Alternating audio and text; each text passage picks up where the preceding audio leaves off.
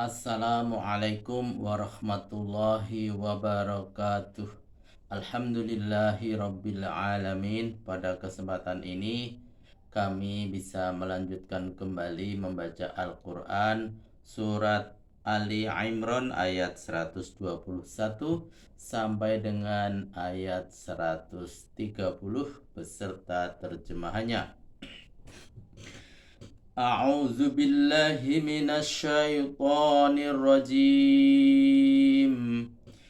Bismillahirrahmanirrahim.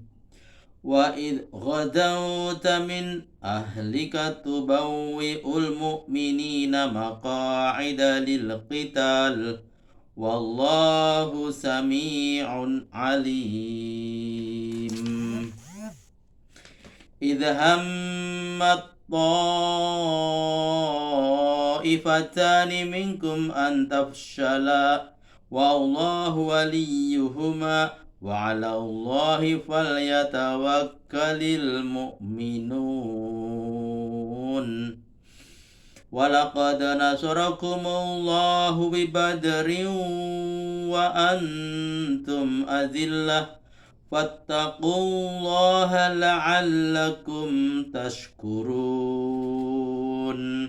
Idza taqulu lil mu'minina alan yakfiyakum ayyumiddakum rabbukum bisalasati alafim minal malaikati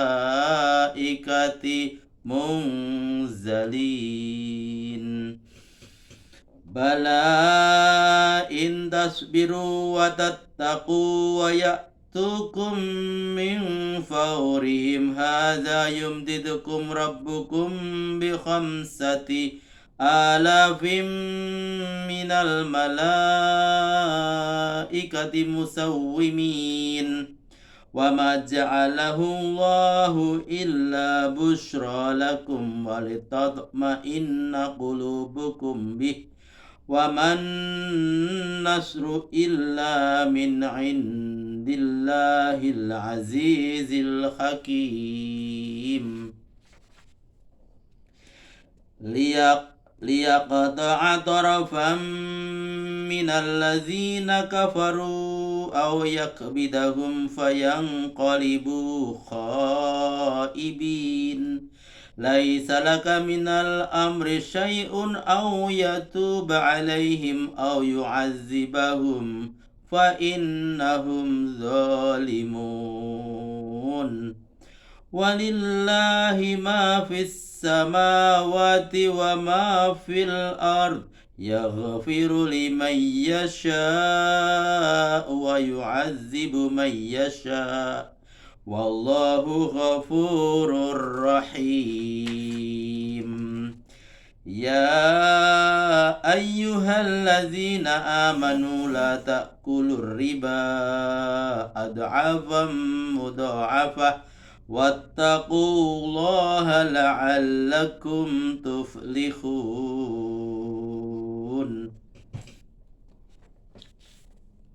Sadaqallahul azim.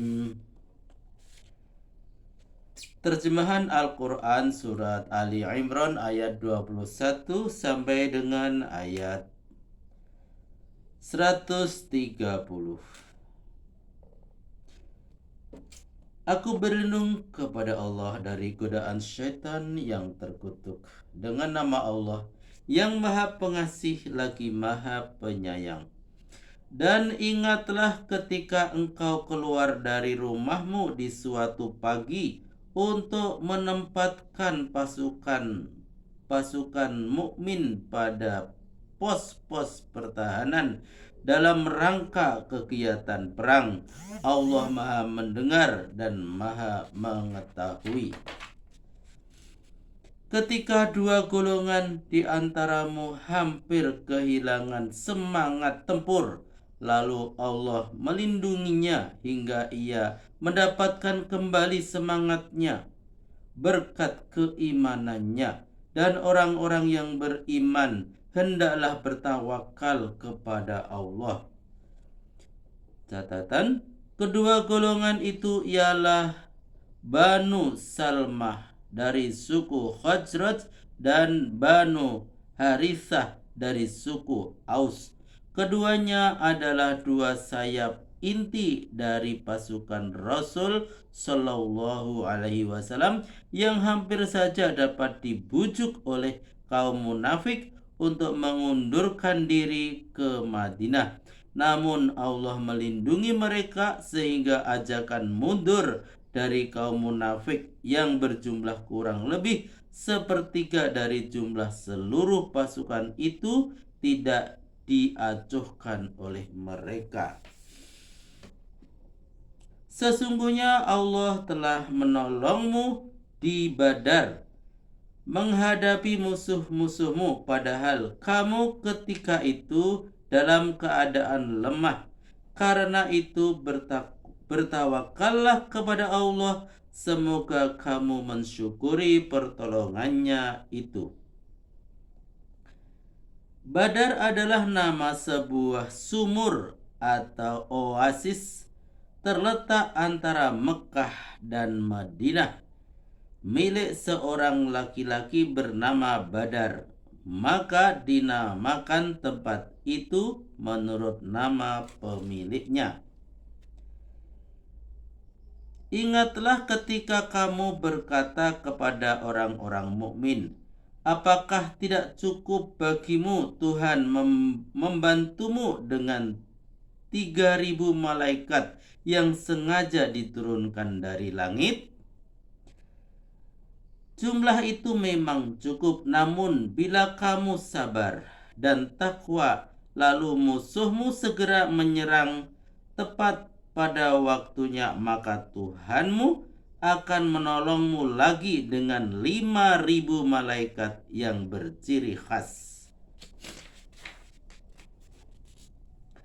Dan Allah menjadikan bantuan itu kepadamu selain untuk menjadi kabar gembira, juga untuk menenteramkan hatimu, yang sebenarnya pertolongan itu datangnya dari Allah yang maha perkasa dan maha bijaksana juga. Catatan: perkataan Rasul pada ayat 124 yang berbunyi, apakah tidak cukup bagimu Tuhan membuatmu dengan 3.000 malaikat, lalu dengan 5.000 malaikat pada ayat berikutnya dengan syarat kamu sabar dan takwa. Hal itu untuk menggembirakan hati pasukan muslim dan menghilangkan rasa takutnya menghadapi pasukan musuh yang lebih besar jumlahnya dan lebih lengkap persenjataannya.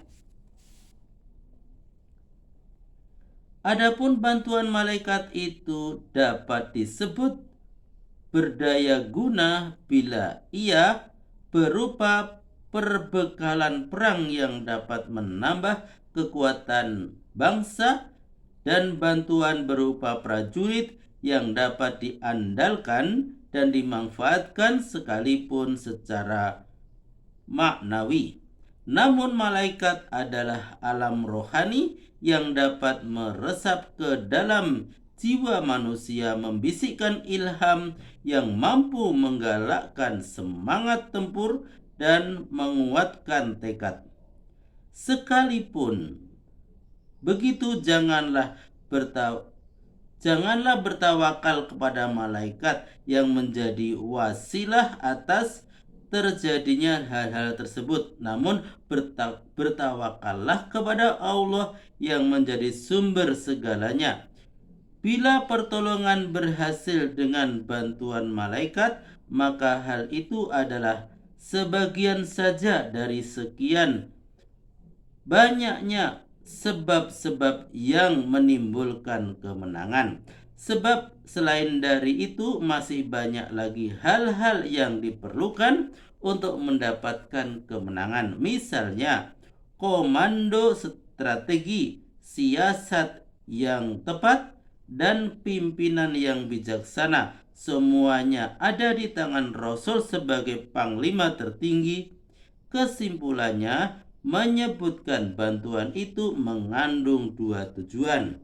Satu, untuk menggembirakan hati para mukmin. Yang kedua, untuk menenteramkan hati dengan menerangkan bahwa bantuan Allah ada beserta mereka. Karena itu janganlah takut menghadapi perang. Bantuan dengan malaikat itu dimaksudkan untuk memusnahkan anggota pasukan gerak cepat orang-orang kafir itu dan sekaligus memukul mundur yang lain sehingga mereka pulang dengan tangan hampa.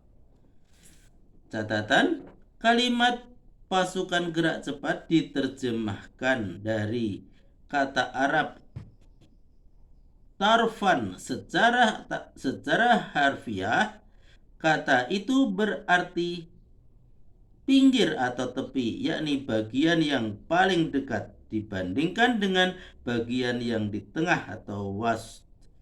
Oleh karena ayat ini dalam hubungan dengan soal ketentaraan, maka pasukan yang mendekati musuh paling awal disebut pasukan gerak cepat.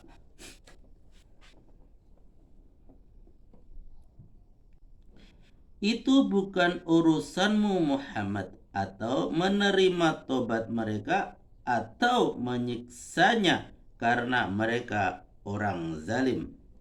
Catatan, untuk memahami ayat 127 dan 128 dengan baik, maka kalimat yang berada antara dua tanda kurung hendaklah dibaca pada akhir ayat 128. Karena itu ayat 127 dan ayat 128 itu dapat dibaca dengan sebagai berikut.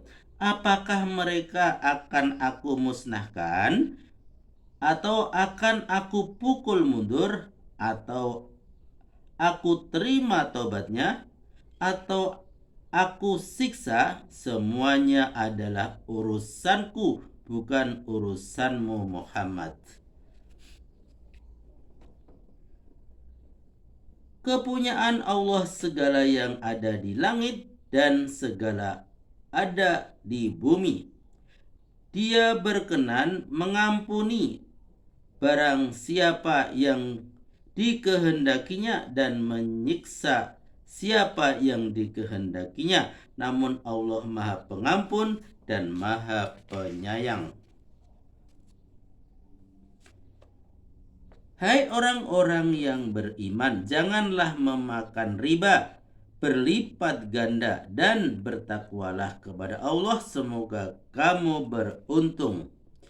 Catatan, satu, ayat ini adalah ayat yang mula-mula diturunkan mengenai hukum riba. Riba secara harfiah berarti pembesaran atau penambahan, tetapi tidak berarti setiap penambahan adalah riba. Riba tidak berarti setiap penambahan adalah dosa.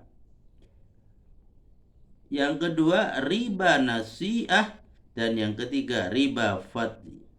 Riba nasi'ah adalah bila kreditur, pihak yang meminjamkan uangnya pada batas waktu tertentu dengan memungut bunga sebagai tambahan kepada modal atau pokoknya. Jika debitur atau pihak yang meminjam belum mampu membayar utangnya pada saat jatuh tempo, maka kreditur bersedia memberikan tenggang waktu pembayaran kepada debitur dengan syarat ia bersedia menambah pembayarannya di atas jumlah pokok yang dipinjamkan tadi. Jika pada saat jatuh tempo berikutnya debitur masih belum sanggup membayar utangnya, sekurang-kurangnya bunganya saja, maka kreditur bersedia lagi memberikan tenggang waktu asal debitur bersedia pula menambah pembayaran. Selanjutnya, jumlah utang akan bertambah setiap kali tenggang waktunya diperpanjang. Pada zaman jahiliyah, bangsa Arab memberikan pinjaman dalam jangka waktu tertentu dengan memungut bunga. Jika peminjam tidak mampu membayarnya pada saat jatuh tempo, maka jumlah pinjaman menjadi 2 kali lipat. Ketika tenggang waktu telah habis pula, sedangkan si peminjam masih belum mampu membayarnya, maka kreditur akan menentukan pula sesuatu jumlah tambahan di atas jumlah yang sekarang menjadi utangnya. Seringkali terjadi jumlah itu 2 kali lipat pula. Selanjutnya hal ini akan terjadi berulang-ulang yang berakibat si kreditur akan menerima berlipat-lipat dari jumlah uang pokok yang dipinjamkannya. Akibatnya dari utang yang terus-menerus bertambah itu, akhirnya seluruh harta benda si peminjam habis untuk membayar utang yang semula kecil itu. Sekarang timbul pertanyaan, apakah bunga yang dibayar atau diterima oleh bank dapat disamakan dengan riba pada zaman jahiliyah yang menyebabkan kemiskinan dan kemelaratan bagi si peminjam karena penundaan waktu pembayaran? Para ahli hukum Islam dan para ahli tafsir baru meninjau masalah riba ini dari segi hukumnya saja dan belum ada yang meninjaunya dari segi ilmu ekonomi. Dengan keterangan di atas, jelaslah bahwa riba yang dilarang oleh Islam ialah riba yang sifatnya berlipat ganda, yang berlangsung antara orang yang terdesak dan sangat membutuhkan pertolongan di satu pihak dengan orang yang mampu dan pemeras di lain pihak, tanpa menghiraukan arti tolong-menolong, kasih mengasihi, dan gotong royong. Oleh karena itu, dijadikan landasan dalam pembinaan masyarakat adil dan makmur. Bila sikap kasih sayang, tolong menolong, dan gotong royong ini tidak menjiwai masyarakat, maka masyarakat semacam itu hanya merupakan kumpulan binatang-binatang buas. Hal yang demikian tidak akan diterima oleh rasa perikemanusiaan dan jelas pula tidak diperbolehkan oleh Islam. Lalu bagaimana halnya dengan bunga yang terjadi bukan karena utang piutang sehingga menjadi riba, dan bukan pula manfaat yang diambil dari jaminan utang yang hukumnya haram, tapi keuntungan yang diperoleh dari simpanan uang pada bank tabungan negara atau pos yang menguntungkan kedua belah pihak, baik pihak yang menyimpan maupun pihak yang menerima simpanan. Dalam hal ini Profesor Dr. Mahmud Syartut, bekas rektor Universitas Al-Azhar, menulis sebagai berikut.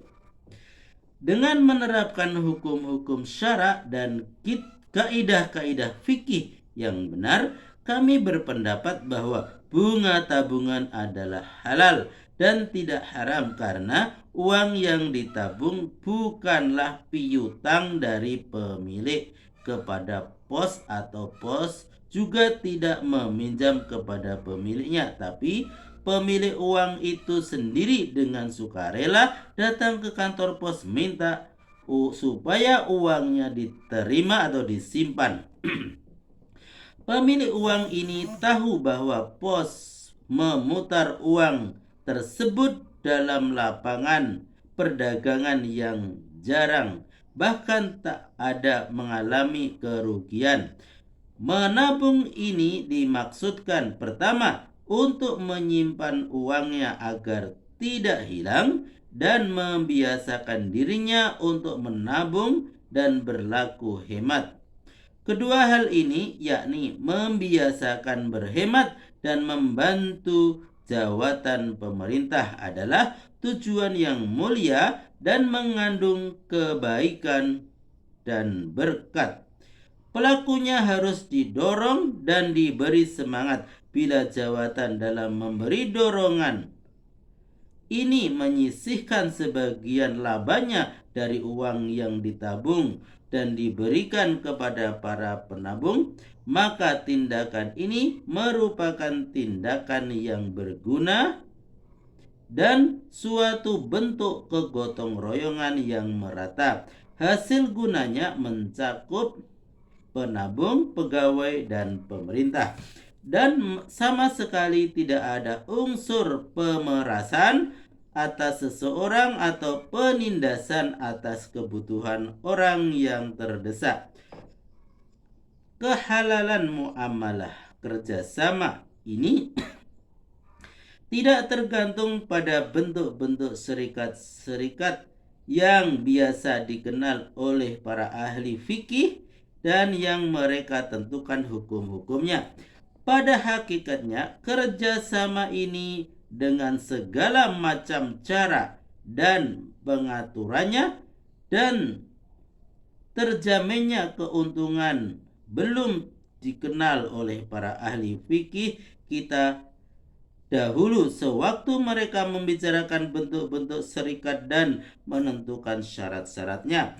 Dalam perkembangannya, selanjutnya masyarakat telah mencetuskan bentuk kerjasama di bidang perekonomiannya yang didasarkan atas landasan yang benar dan adil yang belum diketahui sebelumnya. Selama dasar pertimbangan syara dalam menghalalkan atau mengharamkan sesuatu dilandaskan kepada firman Allah. 1. Allah mengetahui mana yang merusak dan mana yang membangun. Al-Baqarah ayat 220. Yang kedua, kamu tidak menganiaya dan tidak dianiaya. Al-Baqarah 279. Maka kita dapat menguatkannya dan berjalan di atas ketentuan-ketentuannya. Dari sinilah jelas bagi kita bahwa keuntungan tersebut bukan bunga yang didapatkan dari utang dan piutang sehingga menjadi riba, dan bukan pula manfaat yang diambil dari jaminan utang yang hukumnya haram dan terlarang. Tetapi keuntungan tersebut seperti yang kami kemukakan merupakan daya penarik bagi para penabung untuk menyimpan uangnya dan bergotong royong sesuai dengan anjuran syara. Di lain bagian, dalam keadaan darurat, bila seseorang terpaksa berutang dengan membayar bunga, maka keterpaksaannya itu menghalalkan dosa dari perbuatannya.